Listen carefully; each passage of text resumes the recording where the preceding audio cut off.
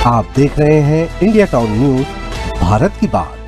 नमस्कार, मैं हूं आपके साथ संजना कुशवाहा। स्वागत है आपका हमारे खास बुलेटिन राजनांदगांव की खबरों में, जहां हम आपको राजनांदगांव की महत्वपूर्ण खबरों से रूबरू कराएंगे। तो चलिए बुलेटिन की शुरुआत करने से पहले एक नजर डालते हैं आज के हेडलाइंस पर।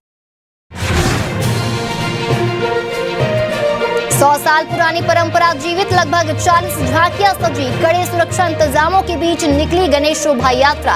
900 पुलिस जवानों ने संभाला सुरक्षा का जिम्मा। राजनांदगांव मेडिकल कॉलेज में सिटी स्कैन मशीन शुरू, डॉक्टर रमन सिंह और मंत्री ने किया उद्घाटन। नई सुविधा से मरीजों को मिलेगी बड़ी राहत, अब जटिल बीमारी की जांच जिले में संभव। खैरागढ़ में इलाज के नाम पर खतरा, अस्पताल में मरीज पर गिरा जर्जर छत का टुकड़ा, घायल युवती की हालत स्थिर।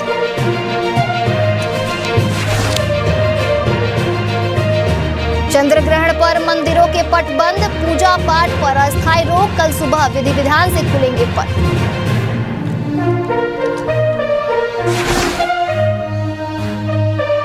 खैरागढ़ में 3 दिवसीय संस्कृति महोत्सव का आगाज, सरस्वती शिशु मंदिर खैरागढ़ में आयोजन। 3 जिलों के 204 विद्यार्थी दिखाएंगे अपनी प्रतिभा। चलिए बढ़ते हैं खबरों की ओर। पूरे छत्तीसगढ़ और विशेषकर राजनांदगांव जिले के लिए यह अत्यंत गर्व का क्षण है कि शहर के होनहार सुपुत्र रज्जन सिंह ठाकुर, जो वर्तमान में ओएनजीसी में सुपरिटेंडेंट इंजीनियर के पद पर कार्यरत हैं, उन्हें वर्ष 2025 का ONGC award for technical excellence प्रदान किया गया है। यह प्रतिष्ठित सम्मान उन्हें ओएनजीसी की विभिन्न परिसंपत्तियों में किए गए उत्कृष्ट तकनीकी योगदान के लिए दिया गया है। आपको बता दें, सम्मान का मुख्य कारण रहा सागर सम्राट पीजीसीएस प्रोजेक्ट को सफलतापूर्वक कमीशन करना, जिसकी बदौलत देश को प्रतिदिन लगभग 1.2 मिलियन क्यूबिक मीटर गैस और 2000 बैरल अतिरिक्त कच्चा तेल उत्पादन प्राप्त हो रहा है। इस परियोजना ने न सिर्फ ओएनजीसी की उत्पादन क्षमता को बढ़ाया, बल्कि ऊर्जा क्षेत्र में भारत की आत्मनिर्भरता को भी मजबूती दी। आपको बता दें, इससे पहले वर्ष 2024 में रज्जन सिंह ठाकुर को ONGC youngest achiever of the year का पुरस्कार भी प्राप्त हो चुका है।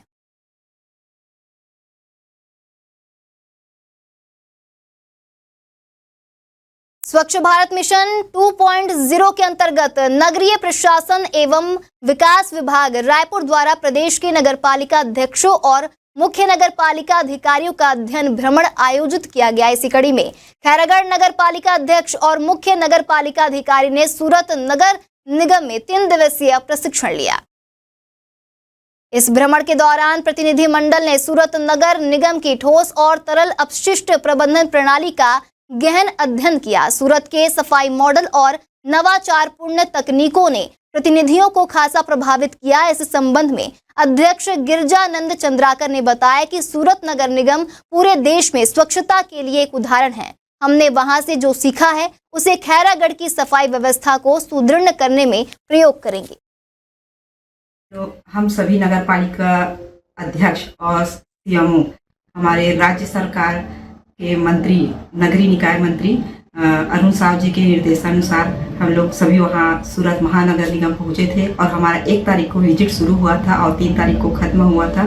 सूरत महानगर निगम कैसे बना उसकी पूरी जानकारी, पूरा अवलोकन हम लोग को कराया सूडा के अधिकारियों के द्वारा, और वहाँ पूरा निरीक्षण करके कैसे बेस्ट से बेस्ट बनाए, इस सब चीज़ की जानकारी दी गई और प्रशिक्षण दिया गया कि कचरा को जब हम डंप करते हैं तो वहाँ जाकर कैसे उसको साफ किया जाता है। पूरा वहाँ फ्रंट में जाके हम लोग को दिखाया गया कैसे उन लोगों को कितना साल लगा, ये सब चीज़ की जानकारी दी गई है। और जैसे सड़क जो है हमारे शहर में, जो राष्ट्रीय राजमार्ग है और अन्य मार्ग हैं, उनको तो बनने के बाद 3 साल का जो आयु रहता है, मगर जो प्लास्टिक से जो सड़क बना है उसकी आयु 6 वर्ष होती है और कहीं भी किसी प्रकार की तकलीफ नहीं होती है। 1 सितंबर से 3 सितंबर तक हमारे छत्तीसगढ़ शासन में नगरीय प्रशासन विभाग के द्वारा छत्तीसगढ़ के जितने भी नगर पालिका हैं, इसमें पहली बार सीएमओ एवं अध्यक्ष संयुक्त रूप से विजिट के लिए गुजरात के सूरत नगर पालिका निगम में हमको संयुक्त रूप से भेजा गया था। और वहाँ आप जानते हैं गली माटी के देश के सेक्शन हुआ, उसमें सूरत है टॉप फर्स्ट रैंक में स्थापित है। और इसी को सूरत में जो वहाँ प्रक्रिया है, चाहे ठोस अपशिष्ट हो, तरल पदार्थ है या अन्य जो वहाँ व्यवस्था है, पेयजल से लेके साफ-सफाई अन्य व्यवस्था उनको देखने के लिए हमारे अध्यक्ष मैडम के साथ हम लोग गए थे।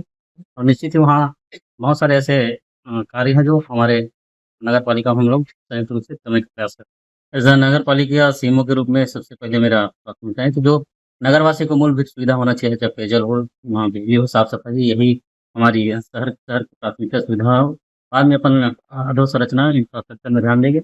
और सूरत में भी ये देखने को मिला कि जो वहाँ प्रशासनिक के अलावा आम नागरिक हैं, वहाँ की जो जन भागीदारी मॉडल है, पीपीपी मॉडल है, उन्होंने शहर को इतना स्मार्ट बनाया है, चाहे वो हरियाली हो, चाहे डिवाइडर और लाइटिंग व्यवस्था हो।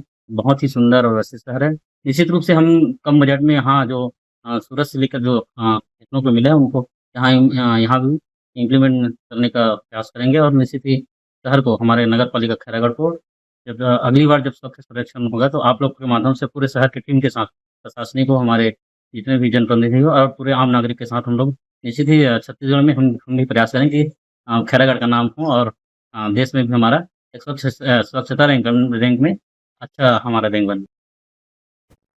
खैरागढ़ की सियासत इन दिनों एक सनसनीखेज मामले को लेकर गरमाई हुई है। दरअसल कांग्रेस विधायक यशोदा वर्मा के भाई समय लाल वर्मा पर गुंडागर्दी, दबंगई और जान से मारने की धमकी जैसे गंभीर आरोप लगे। आपको बता दें, एक पुराने कार सौदे को लेकर शुरू हुआ यह मामला अब एक वायरल ऑडियो के सामने आने के बाद नया मोड़ ले चुका है।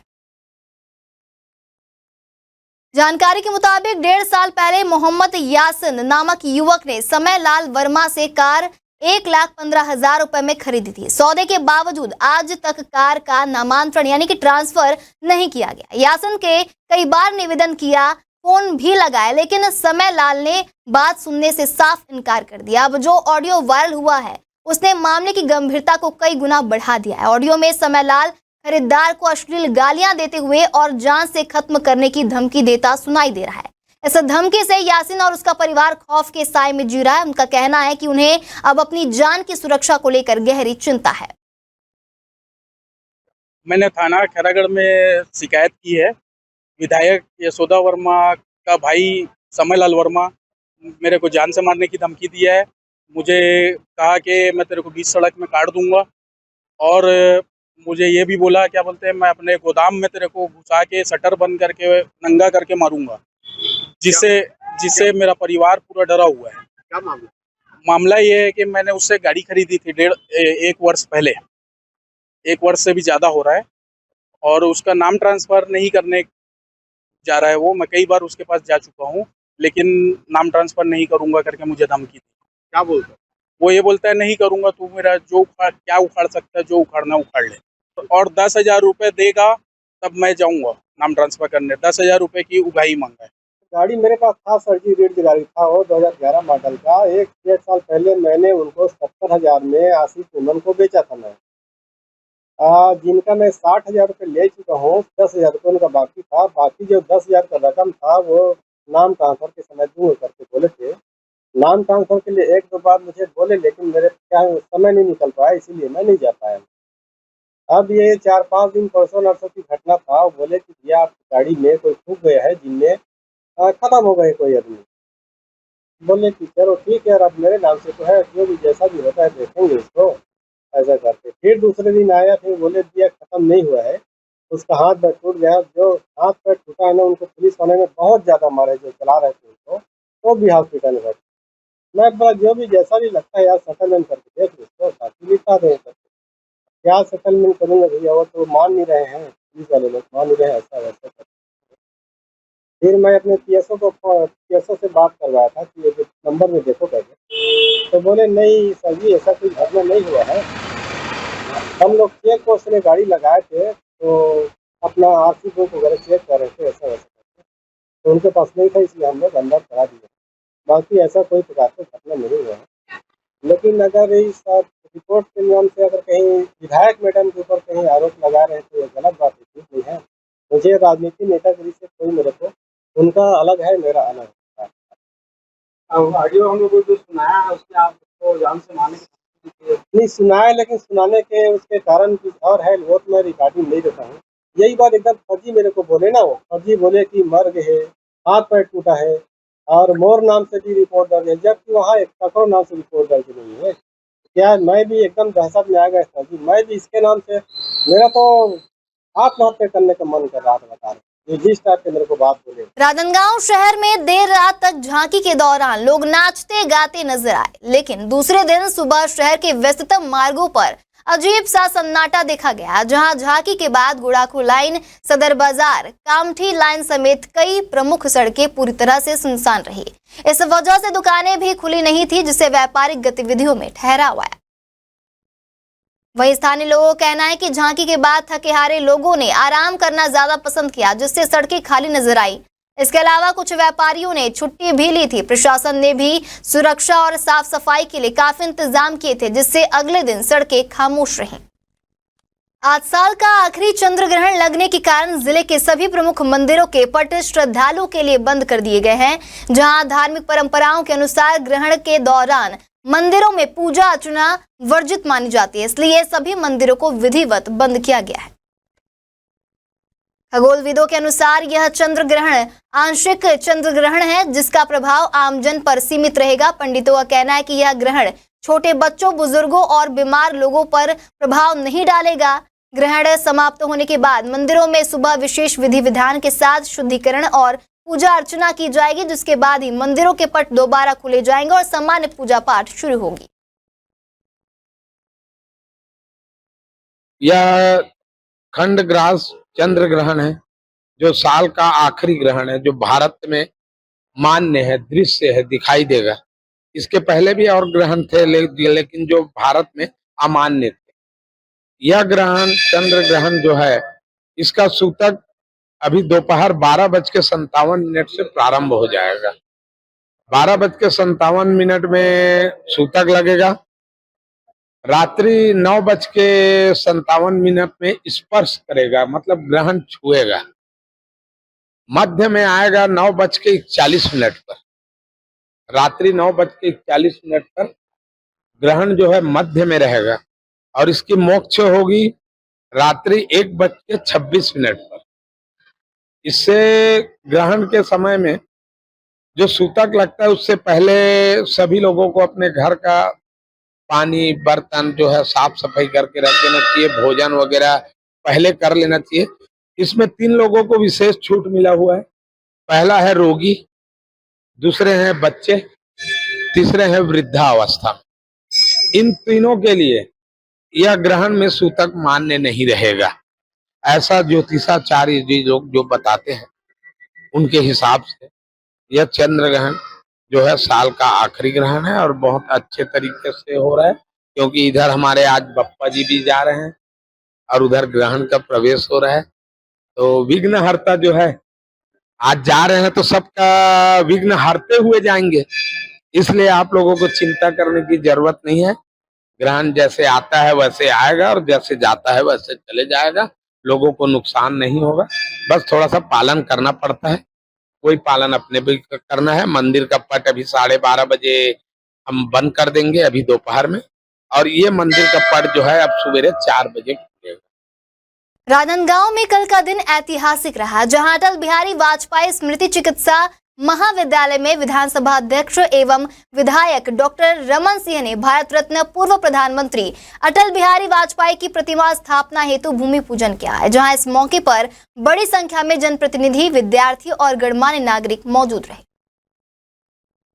वहीं राजनांदगांव स्थित अटल बिहारी वाजपेयी स्मृति चिकित्सा महाविद्यालय में एक महत्वपूर्ण कार्यक्रम आयोजित हुआ, जहां विधानसभा अध्यक्ष एवं विधायक डॉक्टर रमन सिंह ने यहां भारत रत्न पूर्व प्रधानमंत्री स्वर्गीय अटल बिहारी वाजपेयी की भव्य प्रतिमा के लिए भूमि पूजन किया। कार्यक्रम में जनप्रतिनिधियों के साथ महाविद्यालय परिवार, चिकित्सा छात्र छात्राएं और नागरिक बड़ी संख्या में उपस्थित रहे। सभी ने अटल जी के विचारों और उनके योगदान को याद किया। वक्ताओं ने उनके आदर्शों और प्रेरणादायी जीवन से सीख लेने का आह्वान किया। वहीं डॉक्टर रमन सिंह ने कहा कि अटल जी का व्यक्तित्व आने वाले पीढ़ियों को सदैव प्रेरित करता रहेगा। प्रतीक्षा की जा रही थी मेडिकल कॉलेज में MRI मशीन 154 टेल्सा का, और आज उसका विधिवत लोकार्पण हो रहा है। मशीन लग चुका है और काम कल से शुरू हो जाएगा। स्वास्थ्य मंत्री जी उपस्थित हैं, हमारे जो मशीन की खरीदी करते हैं वो खरीदी करने वाले विभाग के हमारे अध्यक्ष जी भी मौजूद हैं, यहाँ के महापौर जी, यहाँ के सभी वरिष्ठ लोग मौजूद हैं। दूसरा है ट्रॉमा सेंटर, 2 करोड़ 40 लाख की लागत का, उसका भी, और अटल जी की प्रतिमा यहाँ लगेगी, उसका भी विधिवत आज भूमि पूजन हुआ है। ये 2 काम, ट्रॉमा सेंटर और ये तो आगे हो जाएंगे, और मशीन का आज हो जाएगा। और सिटी के लिए भी मंत्री जी से बात हो रही थी, थोड़ी प्रतीक्षा और करें तो उसका भी काम प्रोसेस में है। शहर में गणेश उत्सव की धूम अभी भी बरकरार है, जहां दूसरे दिन भी गणेश विसर्जन का सिलसिला पूरे उल्लास और भक्ति भाव के साथ जारी रहा। श्रद्धालु अपने गणपति बप्पा को विदाई देने नाचते गाते हुए सड़कों पर निकले। वहीं ढोल ताशों की गूंज, रंग बिरंगे गुलाल और जयकारों से पूरा माहौल भक्तिमय हो गया। राजनांदगांव विभिन्न क्षेत्रों से विसर्जन जुलूस निकले, जिनमें महिलाएं, बच्चे और बुजुर्ग अपनी उत्साहपूर्वक शामिल हुए। हर मूर्ति के साथ लोगों की भावनाएं जुड़ी हुई थी और गणपति बप्पा मोरिया, अगले बरस तू जल्दी आके जयकारों के साथ बप्पा को विदाई दी गई। खैरागढ़ जिला मुख्यालय स्थित सिविल अस्पताल में एक बड़ा हादसा हुआ, जिसने अस्पताल की व्यवस्था पर गंभीर सवाल खड़े कर दिए। दरअसल ग्राम आमदनी निवासी दीपिका वर्मा, जो इलाज के लिए भर्ती थी, उसके सिर पर अस्पताल की जर्जर छत का एक टुकड़ा अचानक गिर पड़ा। इस घटना में दीपिका गंभीर रूप से घायल हो गई। आपको बता दें, अस्पताल की नई बिल्डिंग बनने के बावजूद स्टाफ नर्सों की भारी कमी के कारण मरीजों को पुराने जर्जर भवन में ही भर्ती किया जा रहा है। ऊपरी वार्ड खाली पड़े हैं, लेकिन यहां नर्सिंग स्टाफ सिर्फ 7 नर्सों पर निर्भर है, जिससे मरीजों की देखभाल प्रभावित हो रही है। परिजनों ने अस्पताल प्रशासन पर लापरवाही का आरोप लगाते हुए कहा कि वे इलाज के लिए आए थे, लेकिन यहां उनकी जान खतरे में पड़ गई। इस मामले पर अस्पताल के डॉक्टर विवेक बिसेन ने बताया कि अस्पताल की बिल्डिंग करीब 90 साल पुरानी और कई बार सुधार का प्रस्ताव शासन को भेजा गया। उन्होंने यह भी बताया कि घायल युवती की हालत फिलहाल स्थिर है। वो एक्चुअली में जो बिल्डिंग है थोड़ी सी पुरानी है, तो उसका एक टुकड़ा गिरा था और मरीज जो है वो उसकी हालत अच्छी है, उसको लगा चोट। जो एक्चुअली में रोशनदान रहता है, उसका किनारा जो है वो टूट के गिरा था। एक्चुअली में हमारी जो बिल्डिंग है वो करीब 87 साल पुरानी है। सर, ऊपर बिल्डिंग बना हुआ है, ऊपर का वार्ड खाली हुआ है, वहाँ संचालित किए हुए हैं। एक्चुअली में वो ऊपर में है, तो हमारे पास अभी स्टाफ की कमी है, तो इसलिए हम उसको संचालित नहीं कर पा रहे हैं। अभी तो शासन प्रशासन को अवगत करवाएं। जी, अवगत हुआ है। राजनांदगांव मेडिकल कॉलेज में स्वास्थ्य सेवाओं को नई दिशा देने वाला एक बड़ा कदम उठाया गया है, जहां अत्याधुनिक सिटी स्कैन मशीन का शुभारंभ विधानसभा अध्यक्ष डॉक्टर रमन सिंह और स्वास्थ्य मंत्री श्याम बिहारी जायसवाल ने किया। इस सुविधा से मरीजों को अब जिले में ही बेहतर जांच और उपचार उपलब्ध हो।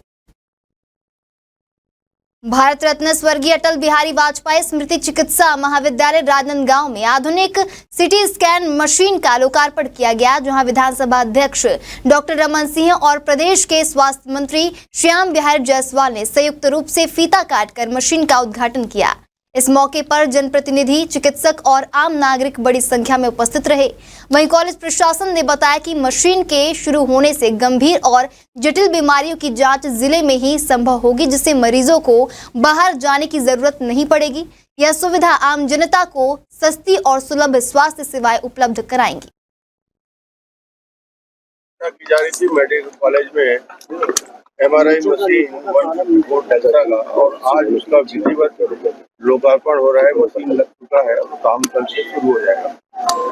स्वास्थ्य मंत्री जी उपस्थित हैं। हमारे जो मशीन की खरीदी करते हैं वो खरीदी करने वाले विभाग के हमारे अध्यक्ष जी भी मौजूद हैं, यहाँ के महापौर जी, यहाँ के सभी वरिष्ठ लोग मौजूद हैं।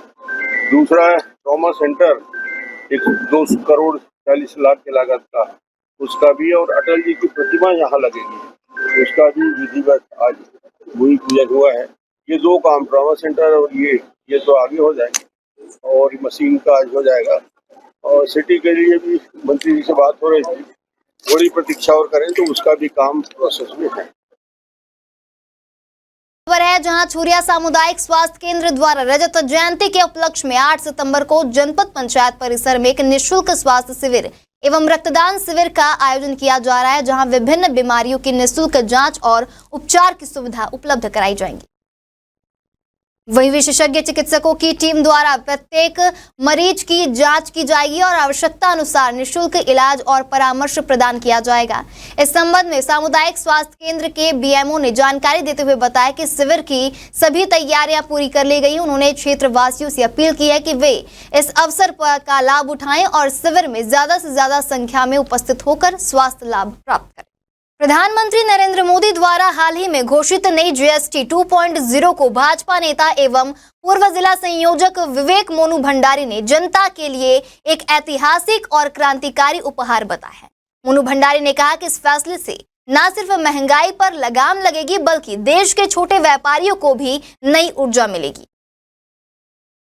इसी के साथ मोनू भंडारी ने कहा कि जीएसटी 2.0 के अंतर्गत अब जीएसटी रजिस्ट्रेशन प्रक्रिया सरल बना दी गई है। ऑनलाइन रिटर्न भरना आसान होगा और टैक्स रिफंड तेजी से मिलेगा। इससे छोटे व्यापारी टैक्स की उलझनों से मुक्त होंगे और व्यवसाय विस्तार के लिए प्रेरित होंगे। साथ ही रोजगार के नए अवसर भी खुलेंगे। भंडारी ने इस नीति को जन जन तक पहुंचाने के लिए मुख्यमंत्री विष्णुदेव साय, विधानसभा अध्यक्ष डॉक्टर रमन सिंह, वित्त मंत्री ओपी चौधरी, प्रभारी मंत्री विजय शर्मा, सांसद संतोष पांडे, महापौर मधुसूदन यादव और अभिषेक सिंह का आभार व्यक्त किया है। छुरिया नगर सहित आसपास के ग्रामीण अंचलों में गणपति बप्पा की धूमधाम से पूजा अर्चना के बाद विसर्जन का आयोजन किया गया, जहां नगर में सुबह से ही ढोल नगाड़ों, डीजे और गाजे बाजे की गूंज के बीच श्रद्धालु गणपति बप्पा की मूर्तियों को विसर्जन के लिए लेकर निकले। दरअसल आज चंद्र ग्रहण भी है, इसलिए श्रद्धालु चंद्र ग्रहण से पहले ही गणपति बप्पा मोरिया अगले बरस तू जल्दी आ के जयकारों के साथ बप्पा को विदाई दे रहे हैं। विसर्जन जुलूस में महिलाएं, बच्चे और युवा उत्साह से शामिल हुए। जगह जगह नाच गान और फूलों की वर्षा के साथ भक्तों ने बप्पा को विदा किया। प्रेम कुमार सरस्वती शिशु उच्चतर माध्यमिक विद्यालय खैरागढ़ में विभागीय संस्कृति महोत्सव 2025 का शुभारंभ गरिमामय वातावरण में हुआ, जहां उद्घाटन समारोह में मुख्य अतिथि खम्मन ताम्रकार सांसद प्रतिनिधि ने दीप प्रज्वलित कर कार्यक्रम का शुभारंभ किया। वहीं प्रधानाचार्य राज्य लक्ष्मी सिंह ने बताया कि 3 दिवसीय इस महोत्सव में खैरागढ़, राजनांदगांव और बालोद जिलों के 13 विद्यालयों के कुल 204 विद्यार्थी भाग ले रहे हैं। चित्रकला, मूर्तिकला, गायन, वादन सहित 19 विधाओं की प्रतियोगिताएं बाल किशोर और तरुण वर्ग में आयोजित होगी। प्रतियोगिता 7 सितंबर से प्रारंभ होकर 8 सितंबर तक चलेगी और समापन समारोह में विजेता विद्यार्थियों को सम्मानित किया जाएगा। सरस्वती शिशु मंदिर में विभागीय संस्कृति महोत्सव का आयोजन किया गया, जिसमें 4 जिलों के 9 विद्यालय के लगभग 64 बच्चे यहाँ प्रतिभागी के रूप में उपस्थित हुए हैं और अपनी 19 कलाओं का प्रदर्शन यहाँ पे होगा।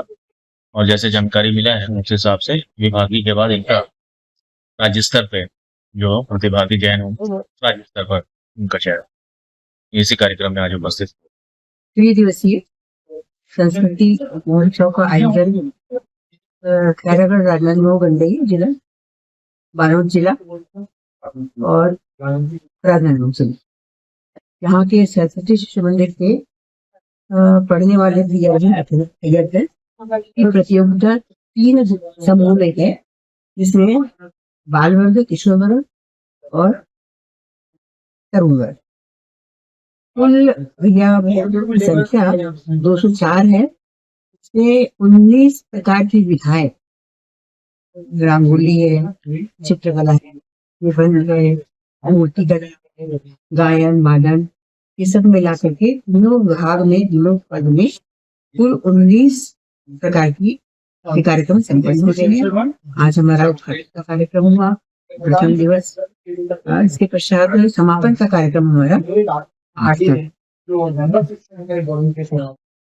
संस्कार धानी के नाम से प्रसिद्ध राजनांदगांव में 100 साल पुरानी परंपरा को निभाते हुए गणेश विसर्जन झांकियों की भव्य शोभा यात्रा निकाली गई, जहां आस्था और सांस्कृतिक विरासत से परिपूर्ण इस आयोजन में जिले सहित आसपास के क्षेत्रों से लाखों श्रद्धालुओं ने हिस्सा लिया।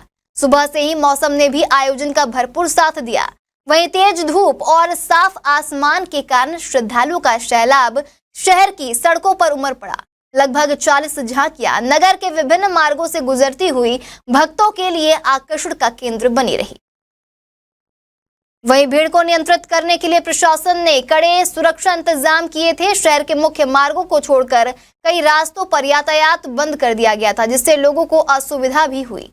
रामाधीन मार्ग मोड़ पर लगाए गए बैरिकेड्स के कारण कुछ समय के लिए लंबा जाम लग गया। वहीं इस आयोजन में लगभग 900 पुलिस जवानों ने सुरक्षा का मोर्चा संभाला। वहीं कई वरिष्ठ अधिकारी भी मौके पर मौजूद रहे। राजनांदगांव की गणेश विसर्जन झांकियां न केवल धार्मिक आस्था का प्रतीक है, बल्कि यह आयोजन नगर की सांस्कृतिक पहचान भी है। रंग बिरंगी लाइट्स, सजावटी झांकियां, डीजे की धुन और भक्तों की जयकारों से शहर की सड़कों पर उत्सव का माहौल बना रहा। सुरक्षा व्यवस्था के लिए लगभग हमने 900 से ऊपर जवानों की और अधिकारियों की तैनाती लगाई गई है और हमारी पूरी कोशिश है कि ये शांतिपूर्वक निकल जाए। क्या तय किया गया है? ड्यूटी लगाई गई, सभी तरह की ड्यूटी लगाई गई, झांकियों के साथ वाइन ड्यूटी, पेट्रोलिंग ड्यूटी और बहुत तरह की कार्रवाई भी की गई है, तो अच्छा होना चाहिए। बाहर से फोर्स है, लगभग 300-400 की फोर्स बाहर से आई है। अभी कोई दिक्कत है? राजनांदगांव शहर की, और जिसको हम संस्कार रानी भी कहते हैं, बहुत पुरानी परंपरा है और ये पूरे छत्तीसगढ़ राज्य में और देश भर में बहुत फेमस है। और इसमें जो उत्साह है लोगों का वो देखने ही बनता है, पर इस उत्साह के साथ साथ सावधानियां भी बरतनी चाहिए। इसमें साउंड को लेके और जो सुरक्षा है उससे सभी मापदंडों को फॉलो करने के सभी जो मंडल है उनको आग्रह रहेगा। उसके अलावा पूरी व्यवस्था आईजी सर और एसपी साहब के मार्गदर्शन में और हमारे जो राजस्व अमला है वो मिलकर कर रहे हैं और इसके लिए आवश्यक निर्देश सभी जगह में दे चुके हैं। राजनांदगांव में 100 साल से परंपरा है और ये परंपरा आज भी चालू है और यहाँ इतना हर्षोल्लास के साथ मनाया जाता है गणपति बप्पा को, और कम से कम 40 से 50 झांकियां निकलती है और यहाँ का माहौल जो है वो ऐसा लगता है कि धार्मिक उत्सव से ही बड़ा उत्सव है। आप 20 साल के लंबे समय से पहले और अभी की तुलना में कितना फर्क आया है? बहुत फर्क आया है। पहले 5 झांकियां निकलती है, आज 40 झांकियां निकलती है। राजनांदगांव का एक इतिहास है, यहाँ लोग बार से सब देखने आते हैं और सबके प्रति भक्तों की बहुत बड़ी कृपा है। राजनांदगांव नगर निगम में कार्यरत कर्मचारियों की कार्यस्थल पर ड्यूटी के दौरान हुई दुर्घटनाओं में मृत्यु हो जाने के पश्चात उनके परिवारों को छत्तीसगढ़ शासन द्वारा अनुकंपा नियुक्ति दी गई है। वहीं शासन की इस मानवता भरी पहल से इन परिवारों को जीवन यापन में संबल मिलेगा और एक नई आशा का संचार हुआ है। आपको बता दें कि औपचारिक समारोह में छत्तीसगढ़ विधानसभा अध्यक्ष डॉक्टर रमन सिंह ने 6 परिवारों के सदस्यों को नियुक्ति पत्र सौंपे हैं। इस अवसर पर समारोह में नगर निगम के वरिष्ठ अधिकारी, जनप्रतिनिधि और परिजनों के साथ साथ शहर के गणमान्य नागरिक उपस्थित थे। सभी ने शासन की इस पहल की सराहना की और दिवंगत कर्मचारियों को श्रद्धांजलि अर्पित की। हम बहुत ज्यादा डरे हुए थे क्योंकि पापा जो थे हमारे बैकबोन थे, पूरे परिवार को संभालने वाले थे और अभी जैसे हमारी मम्मी भी नहीं है, पापा भी नहीं है, तो पूरा जो है हम 5 भाई बहन हैं, 4 बहन 1 भाई, मैं सबसे बड़ी हूँ, तो हमें को एक दूसरे का जो है साथ देना है, एक दूसरे के लिए सब कुछ करना है। तो मेरा जो है प्राइवेट नौकरी, मतलब चारों बहन जो है हम प्राइवेट नौकरी करते हैं, ऐसा कोई रेगुलर इनकम वाला नहीं था। तो मैं बहुत ज़्यादा खुश हूँ कि मेरे पिताजी की नौकरी जो है छत्तीसगढ़ सरकार ने मेरे भाई पंकज बघेल को दी। मैं बहुत ज़्यादा आभार व्यक्त करना चाहूँगी छत्तीसगढ़ सरकार का, जिन्होंने ये कदम उठाया। और जितने भी लोग हैं, कई लोग ऐसे हैं जिनको नौकरी नहीं मिल पाती, कई लोग ऐसे हैं जो गरीबी में जीते हैं, बहुत कुछ नहीं कर पाते हैं कनेक्शन ना होने की वजह से और एजुकेशन ना होने की वजह से। तो ये उनके लिए बहुत अच्छा जो है निर्णय सरकार ने लिया है और मैं बहुत ज़्यादा खुश हूँ कि मेरे भाई को मेरे पिताजी की जो है जॉब मिली है। हम 26 पदों की हमको स्वीकृति मिली थी शासन से, जिसमें अनुकंपा नियुक्ति लगातार की जा रही है। लगभग 4 महीने पहले हम लोग 10 लोगों को और अनुकंपा नियुक्ति दिए थे और अभी 6 लोगों को और अनुकंपा नियुक्ति आदेश जारी किए हैं। तो जो भी अनुकंपा नियुक्ति आवेदन हमारे पास लंबित है उन पे कार्रवाई कर रहे हैं और हमारा प्रयास है कि यथासंभव सभी को अनुकंपा नियुक्ति दे दी जाए। कुछ प्रकरण जो 3 वर्ष से अधिक के हैं और 5 वर्ष से अधिक के हैं उसको नियमानुसार शासन से अनुमोदन आवश्यक है, तो उनको अनुमोदन के लिए भेजा गया है। अनुमोदन प्राप्त होने पे उन पे भी कार्रवाई कर देंगे तत्काल।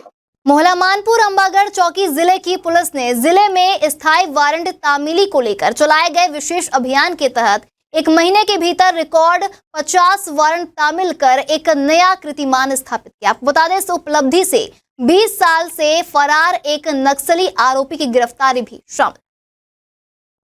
दरअसल अगस्त 2025 में मोहला मानपुर पुलिस ने स्थायी गिरफ्तारी वारंटों की तामीली के लिए एक विशेष अभियान की शुरुआत की थी। इस अभियान के तहत पुलिस की दबिश सिर्फ जिले तक सीमित नहीं रही बल्कि राज्य की सीमाओं से बाहर तक छापेमारी की गई। इस अभियान के दौरान मदनवाड़ा के बंडा पहाड़ क्षेत्र में एक बड़ी पुलिस नक्सली मुठभेड़ हुई थी।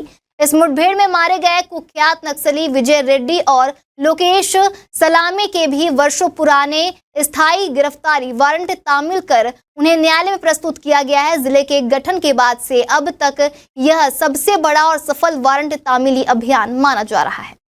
छत्तीसगढ़ के वन, जलवायु परिवर्तन और परिवहन मंत्री केदार कश्यप पर एक संविदा कर्मचारी से मारपीट का गंभीर आरोप लगा है। मामला सामने आते ही प्रदेश की राजनीति में उबाल आ गया। दरअसल जगदलपुर सर्किट हाउस में तैनात संविदा कर्मचारी ने मंत्री पर न सिर्फ गाली गलौज करने बल्कि थप्पड़ मारने और कॉलर पकड़कर बदसलूकी करने का भी आरोप लगाया। वही घटना को लेकर अब कांग्रेस ने मंत्री के खिलाफ मोर्चा खोल दिया है, जहां पार्टी ने केदार कश्यप से तत्काल इस्तीफा देने की मांग की है। इस मुद्दे पर राजनांदगांव में विरोध प्रदर्शन भी किया गया, जहां केदार कश्यप का पुतला जलाया गया। पुतला जलाने के दौरान आग बुझाने के लिए जब पुलिस ने अग्निशामक पाउडर सिलेंडर का उपयोग किया तो उसका असर वहां मौजूद एक कांग्रेस कार्यकर्ता की आंखों पर हुआ, जिससे वह घायल हो गया। इसके बाद कांग्रेस कार्यकर्ता और भी उग्र हो गए। घटना के बाद कांग्रेस नेताओं ने पुलिस प्रशासन को व्यवस्था सुधारने की चेतावनी दी। वहीं पार्टी का कहना है कि अगर दोषियों पर कार्रवाई नहीं हुई तो वे राजनांदगांव के 51 वार्डों में पुलिस का पुतला दहन करेंगे।